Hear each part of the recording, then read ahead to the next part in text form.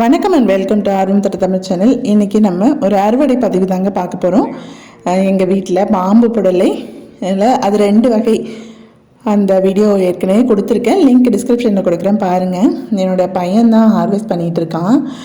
அந்த வலைக்கு உள்ள மேல் பக்கம் பாதியும் கீழ்ப்பக்கம் பாதியுமாக வளர்ந்துருச்சு.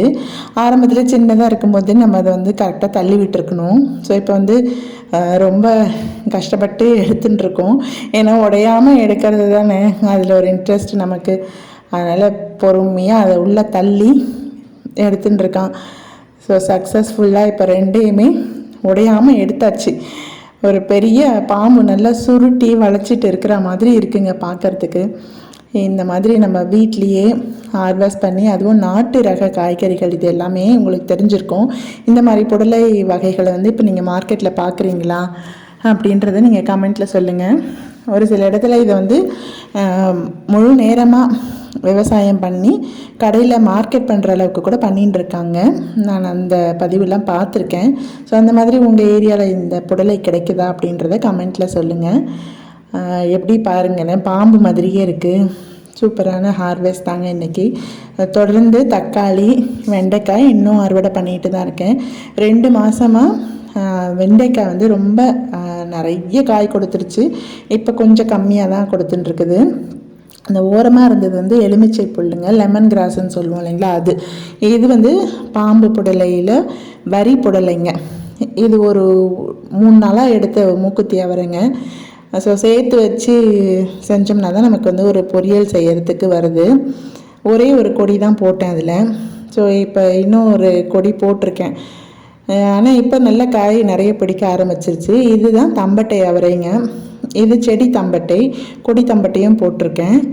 அடுத்து நம்ம தக்காளியை ஹார்வெஸ்ட் பண்ணிடலாங்க. நான் வீடியோ எடுத்துகிட்டு இருக்கேன். என்னுடைய பையன்தான் எல்லாத்தையும் ஹார்வெஸ்ட் பண்ணிகிட்ருக்கான். அவனுக்கு இதில் ரொம்பவே இன்ட்ரெஸ்ட் தாங்க. மாடி தோட்டத்தில் அப்பப்போ ஹார்வெஸ்ட் பண்ணுறது, பூச்சிகள் எதனா இருந்ததுன்னா அந்த புழுக்களெல்லாம் ஈஸியாக கையிலேயே எடுத்து ரிமூவ் பண்ணிவிடுவான். அதுக்கப்புறம் செடியெல்லாம் காய்ச்சி முடிஞ்சிருச்சுனாம்மா இதெல்லாம் எடுத்துடலாமா, அவ்வளோதான் இது முடிஞ்சிருச்சு, திரும்ப இது கூட இதுக்கு வச்சு போராடிட்டு இருக்கீங்க, இதெல்லாம் எடுத்துகிட்டு வேறு செடி போட்டுக்கலாம் அப்படின்லாம் சொல்லுவான். ஸோ நிறைய ஹெல்ப் பண்ணுவான். ஆரம்பத்தில் அவன் தான் ஃபுல்லாக மாடி தோட்டம் வைக்கிறதுக்கு ரொம்பவே ஹெல்ப் பண்ணாங்க. மண் கலவையை எடுத்துகிட்டு போட்டு ரெடி பண்ணுறது, அது எல்லாமே அவன் தான் பண்ணினான். அது இதில் அவனுக்கு ரொம்பவே இன்ட்ரெஸ்ட்டு. ஸோ காய்கறி அறுவடை பண்ணுறது அதெல்லாம் அவனுக்கு ரொம்ப பிடிக்கும். தக்காளி எல்லாம் எடுத்துகிட்டு இருக்கான். இது நாட்டு தக்காளிங்க. இந்த நாட்டு தக்காளியோடைய டேஸ்ட் இப்போ நம்ம சாதாரணமாக கடையில் நாங்கள் வாங்கி ரொம்ப நாள் ஆயிடுச்சு. இது பார்த்திங்கன்னா கிளி கடிச்சிருக்கு பாருங்களேன். கிளியெல்லாம் கூட வருது. போன வீடியோலேயே உங்களுக்கு காட்டியிருந்தேன், ஒரு கிளி உட்காந்துருந்தேன். ஸோ பழுத்த தக்காளி பழங்களெல்லாம் அது சாப்பிட ஆரம்பிச்சிருச்சு. சொன்ன மாதிரி நாட்டு தக்காளி நம்ம கடையில் வாங்குகிற தக்காளி இருக்கு இல்லைங்களா, அது ஒரு தக்காளி 3 தக்காளி போட்டோம்னா இது ஒரு தக்காளி போட்டாலே போதும். அந்த அளவுக்கு புளிப்பும் இனிப்பும் கலந்த மாதிரி அவ்வளோ டேஸ்ட்டாக இருக்குங்க. இதில் ஒரு 2 காய் போட்டு சாம்பார் வச்சுட்டா அப்படியே ரொம்ப டேஸ்ட்டாக இருக்கும் சாம்பாரே. நம்ம வீட்டு தோட்டத்திலேருந்து எடுத்து சமைக்கும்போது அவ்வளோ ஒரு சுவையும் மனமும் இருக்குங்க. இப்போ பார்த்திங்கன்னா இன்னொரு செடியில் இருக்கிற தம்பட்டை அவரை எடுத்துகிட்ருக்கான். இது கொஞ்சம் பிஞ்சாக இருக்கும்போது எடுத்து சாம்பார் வச்சோம்னா அவ்வளோ மனமாக இருக்குது. அதை சாப்பிடும்போது எப்படி டேஸ்ட் இருக்குன்னா ஒரு கிழங்கு சாப்பிட்ற மாதிரி இருக்குங்க.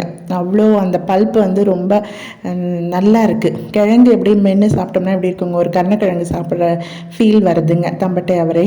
நான் போன வருஷம் கொடி தம்பட்டை போட்டிருந்தேன். இந்த வருஷம் செடி தம்பட்டை விதை கிடச்சிது எனக்கு. அது போட்டேன். ஃப்ரெண்டு ஒருத்தவங்களும் ஷேர் பண்ணியிருந்தாங்க. ஸோ அது இப்போ நல்லா காய்க்க ஆரம்பிச்சிருச்சு. பச்சை மிளகாயெல்லாம் நான் இப்போ காய்ந்த மிளகாயாக நம்ம வீட்டுக்கு உபயோகப்படுத்திக்கிற அளவுக்கு நான் இப்போ பழுக்க விட்டுட்ருக்கேங்க. வெண்டைக்காய் நான் சொன்ன மாதிரி ஒரு செடியில் ஒரு காய் 2 காய்னு இப்போ காய்ச்சி ஓஞ்சி இப்போ கொஞ்சமாக தான் அறுவடை கிடைக்குது. ஒரு 2 நாள் சேகரித்து வச்சோம்னா நம்ம பொரியல் பண்ணுறதுக்கு அது சரியாக இருக்குது, இல்லை ஒரு குழம்பு வைக்கிறதுக்கும் கிடச்சிருதுங்க. ஸோ அந்த மாதிரி வெண்டைக்காயும் தொடர்ந்து கிடச்சிட்டே தான் இருக்கேன். முன்னே டெய்லியுமே ஹார்வெஸ்ட் பண்ணுவேன். இப்போ பார்த்திங்கன்னா வாரத்துக்கு 2 முறை ஹார்வெஸ்ட் பண்ணுற அளவுக்கு இருக்குது வெண்டைக்காய். இந்த செடியிலெல்லாம் கூட பார்த்திங்கன்னா நிறைய பச்சை மிளகாய் இருக்குங்க. மொத்தத்தில் ஒரு 7 செடி இருக்குது பச்சை மிளகாய் செடி. அதில் இருக்கிற எல்லா பச்சை மிளகாயும் சேர்த்தோம்னா ஒரு மிளகாய் பொடி வீட்டுக்கு அரைச்சிடலாங்க. அடுத்து இப்போ நம்ம முள்ளங்கி ஹார்வெஸ்ட் பார்க்கலாங்க. முள்ளங்கி கூட பெரும்பாலும் ஏற்கனவே இருக்கிற செடிக்கு பக்கத்துலேயே தான் நான் போட்டு விட்டுருவேன். தனியாக க்ரோ பேக்னு போட மாட்டேன். இது 24x9 இன்ச்சஸ் க்ரோ பேக்குங்க. இதில் போட்டு பார்க்கலாம் அப்படின்ட்டு ஃபஸ்ட் டைம் அதில் ட்ரை பண்ணோம். ஸோ முள்ளங்கி அந்தளவுக்கு ரொம்ப லாங்காக வரல, கொஞ்சம் சின்ன சின்னதாக தான் முள்ளங்கி கிடச்சிது. ஏன்னா பேகுனுடைய ஹைட் வந்து குறைவாக இருந்ததுனால இதில் முள்ளங்கி சின்ன சின்ன சைஸில் தான் கிடச்சிதுங்க. இப்போ நம்ம பெரிய க்ரோ பேக்கில் 12x12 இன்ச்சஸ் க்ரோ பேக்லலாம் அப்படியே ஒரு கத்திரி செடி இருந்ததுன்னா இல்லை தக்காளி செடி இருந்தால் அது பக்கத்தில் ஒரு 2 முள்ளங்கி போட்டு விட்டோம்னா அது நல்லா லாங்காக இருக்கும். இது பார்த்திங்கன்னா ஹைட் கம்மி, மண் கலவையும் கம்மியாக பிடிக்குது இல்லைங்களா, அதுக்கேற்ற மாதிரி தான் காய் நமக்கு கிடைக்கும். அதனால் வந்து கொஞ்சம் உயரமான சைஸ் பேக்கில் நம்ம போடுறது தான் நல்லது. முள்ளங்கியை பொறுத்த மட்டிலும் நல்லா பெருசாக லாங்காக கிடைக்கும். பட் இலையெல்லாம் பார்த்திங்கன்னா நல்லா ஃப்ரெஷ்ஷாக, அது ரொம்ப நல்லா செழிப்பாக வளர்ந்துருந்தது.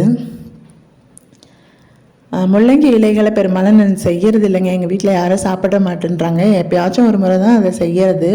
மற்றபடி அப்படியே தொட்டியிலே போட்டுருவேன், அது அப்படியே உரமாக மாறிடும்.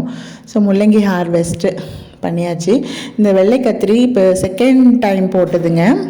அதில் இப்போ ஃபஸ்ட்டு ஒரு காய் காய்ச்சிருந்தது, அதை மட்டும் எடுத்துகிட்டு அதுக்கப்புறமா நிறைய காய்க்க ஆரம்பிச்சிடும். இந்த அறுவடையில் பார்த்திங்கன்னா தக்காளி, தம்பட்டை அவரை, வெண்டைக்காய், வரிப்புடலை எல்லாமே இருக்கும். தக்காளி ரொம்ப விலையாக விற்கிதுன்னு சொல்லிகிட்டு இருக்காங்க. நாட்டு தக்காளி அதுவும் கிலோ 80 ரூபான்னு கேள்விப்பட்டேன். ஸோ இந்த டைமில் நான் தக்காளி சட்னி வேறு செஞ்சேன். என் தங்கச்சி கேட்டால், என்ன இது தக்காளி விலையாக விற்றுட்டுருக்கு, நீ பாட்டில் தக்காளி சட்னியெல்லாம் செய்கிறீன்னு, இது நம்ம தோட்டத்துலேருந்து எடுத்து தக்காளியில் செய்தது அப்படின்னு சொன்னேன். அப்படியா, அப்போ தான் எனக்கு தெரியுமே அவ்வளோ விலை விற்கிது அப்படின்ட்டு. அதுக்கப்புறம் 2 நாள் கழித்து திரும்ப ஒரு 8 தம்பட்டை அவரை நான் பறிச்சுட்டு வந்தேங்க. கொடி தம்பட்டை இப்போ தான் மேலே ஏறிட்டு இருக்குது பந்தலில், அதில் இன்னும் காய்க்க ஆரம்பிக்கல. இது வந்து ஒரு கிளை உடஞ்சிருச்சுங்க, பச்சை மிளகாய், அதிலேருந்து எடுத்து ஹார்வெஸ்ட் பண்ணினேன். கீரை எல்லாம் வந்து அந்த பருப்பு கீரை, அந்த கலவாங்கீரை மாதிரி கொஞ்சம் எடுத்தேங்க இன்றைக்கி. இதுதாங்க ரொம்ப இன்ட்ரெஸ்டிங்கான ஹார்வெஸ்ட்டு. வேர்க்கடலை ஒரு 2 செடி வந்து நம்ம ஒரு ட்ரையல் மாதிரி போட்டு பார்க்கலாம் அப்படின்னு போட்டது. செம்ம டேஸ்ட்டுங்க. உண்மையிலே எனக்கு காய்கறி எல்லாம் பண்ண ஹார்வெஸ்ட்டை விட இந்த ஹார்வெஸ்ட்டு ரொம்ப ரொம்ப சந்தோஷமாக இருந்ததுங்க. எப்படி சொல்கிறதுனே தெரியல. அந்த பச்சை கலக்காயை ஒன்று பறித்து அது வந்து சாப்பிட்டு பார்க்கும்போது அவ்வளோ ஒரு டேஸ்ட்டுங்க. இதுக்கு எதுவுமே ஈடாகாது. அந்த அளவுக்கு எனக்கு ரொம்ப மகிழ்ச்சியாக இருந்தது. 2 செடியில் இவ்வளோ கிழக்கா கிடச்சிதுங்க. ரொம்ப ரொம்ப சந்தோஷமாக இருந்தது. எனக்கு பச்சை கிழக்கான்னா ரொம்ப பிடிக்கும். அதுவும் ஃப்ரெஷ்ஷாக இது வரைக்கும் நான் சாப்பிட்டதே கிடையாது. இந்த மாதிரி அப்படியே பிடுங்கி அதுலேருந்து ஒரு வேர்க்கடலை எடுத்து சாப்பிடும்போது ரொம்ப சந்தோஷமாக இருந்ததுங்க. இந்த பதிவு உங்களுக்கு கண்டிப்பாக பிடிச்சிருக்கும் அப்படின்னு நினைக்கிறேன். இந்த பதிவு பிடிச்சிருந்தால் லைக் பண்ணி, ஷேர் பண்ணி, கமெண்ட் பண்ணுங்கள். மறக்காமல் என்னுடைய சேனலை இன்னும் சப்ஸ்கிரைப் பண்ணலை அப்படின்னா சப்ஸ்கிரைப் பண்ணிக்கோங்க. மீண்டும் ஒரு பதிவில் சந்திக்கலாம். நன்றி, வணக்கம்.